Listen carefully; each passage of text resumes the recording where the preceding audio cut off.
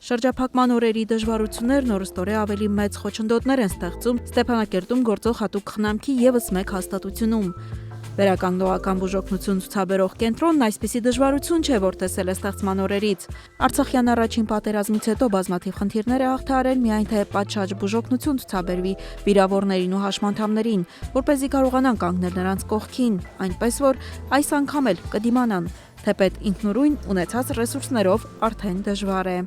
Բնականաբար այս իրավիճակը մեծ դժվարությունների է բերել, բայց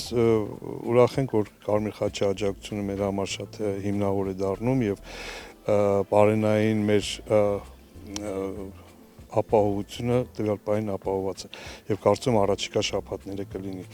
եւ ուրախություն, որ այնքան սնունդ, որ կարողանում ենք նաև բաժանել մեր մոտ գրանցված շահառուներին տնային այցելության,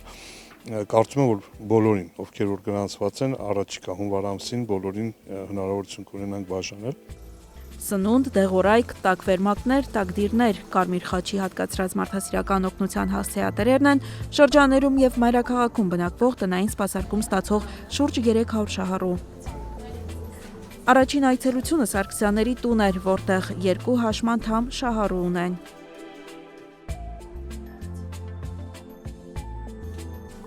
Սկեսուրս 84 տարեկան վաղը կլրանա, այսա 5 տարի արդեն հաշմանդամ, երկրորդ կարգի հաշմանդամ ա եղել, հաշմանդամություն երկրորդ կարգ է, հիմա այս տարի առաջի կարգ են տվել, 2 տարի արդեն օգտվում ենք վերականգնողական կենտրոնից,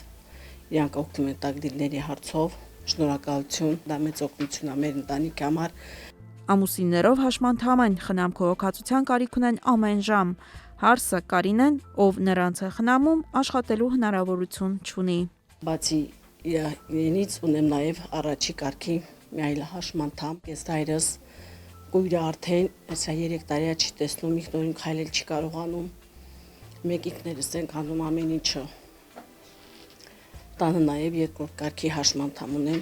ամուսնուս եղբայրը Արցախյան երկրորդ պատերազմից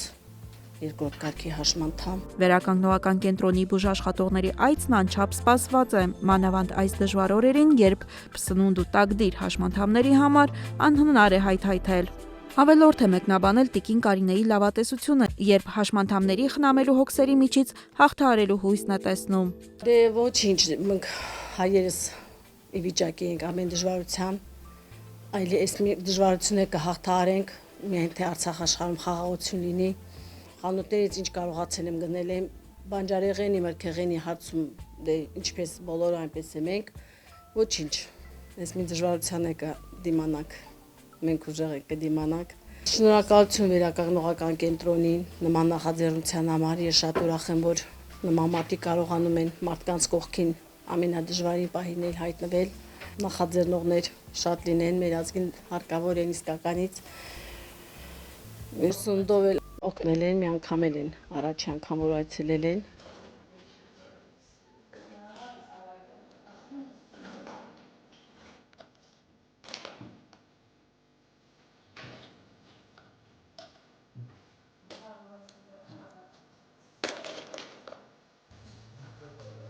Վերականգնողական կենտրոնի տնօրենը հանձնվողներից չէ։ Վարդան Թադևոսյանն ամեն ինչ է անում նաև ցերեկային բուժառուներին բնականon բուժման ընթացքը ապահովելու համար։ Թեպետ դա արդեն դժվար է դառնում, խոստովանում է։ Երեք հնարավորություն ունեցանք Ստեփանակերտի դեղատներից մեկը իր վերջին պաուզները տվեց տակդիրների եւ մի քանի, ասենք, մեր շահառուներից որոշներն էլ ովքեր որ ամենածայրահեղն են եւ որոնք չեն ստացել նախկին մի քանի շաբաթվա ընթացքում, նրանց կփորձենք ապահովել տակդիրներով։ Բնականաբար դժվարություն ունենք հոսանքի հետ, տատանումային այս հովարային անջատումների հետ, բայց ունենք դիզելային վառելիքով աշխատող գեներատոր, որ տվյալ պահին դեռևս ապահովում է։ Փորձում ենք ոչ մի բանով չունենանք ուշացումներ, չունենանք որևէ ակտիվության կանք, անգամ լողավազանն ենք օգտագործում, ջրաբուժությունը շարունակում ենք օգտագործել, որպեսզի բուժվողները չունենան այդ զգացողությունը, որ հիմա ավելի դժվար է, բայց բնականաբար բոլորն էլ տեսնում որ կա դժվարություններ եւ իրանց ընտանիքներում եւ մեր մոտ բուժման ժամանակ։ Մեծահասակներից բացի ամեն օր կենտրոն են շարունակում հաճախել նաև փոքրերը։ Ջեռուցման եւ սննդի խնդիրները դեռ չեն անդրադարձել կենտրոնի աշխատանքին։ Եվ աուտիզմի կենտրոնը եւ մանկական առողջության կենտրոնը աշխատում են բնականon իրենց ընթացքով, անգամ աուտիզմի կենտրոնի մեր շահառուները, մեքենաները մեր ապահովում են նրանց վերականգնողական կենտրոն այցելությունը եւ դեպի տուն, եւ եթե ավելի վատացումներ չունենան, ապա մենք կարողանանք այս ընթացքով աշխատանքները մեր կանոնավոր կարգով շարունակել։ Աուտիզմ ունեցող երեխաների համար մենք հատուկ կերակրում չենք անում, բայց նաև տրվում է նրանց նույնպես սնունդ։